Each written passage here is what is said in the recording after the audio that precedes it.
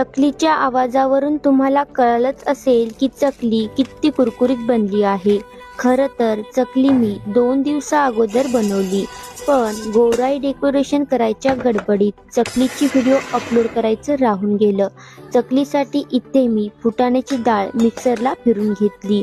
फुटाणा डाळ ऐवजी तुम्ही बेसन सुद्धा घेऊ शकता। 1 वाटी ज्वारीचं पीठ, 2 चमचे तांदळाचं पीठ, जिरा पावडर, धने पावडर, हळद, लाल तिखट, चवीनुसार मीठ, पांढरे तीळ आवडत असतील तर घाला, मी नाही घातले। 2 चमचे तेल टाकून मळून घेऊ। चकली तुम्ही अशी झाऱ्यावरती सुद्धा बनवू शकता किंवा डायरेक्ट तेलात जिलेबीसारखी तळली तरी चालेल। बघा, मस्त अशी कुरकुरीत चकली तयार आहे। एकदा नक्की ट्राय करा। व्हिडिओ आवडली असेल तर लाईक, शेअर, सबस्क्राईब। धन्यवाद।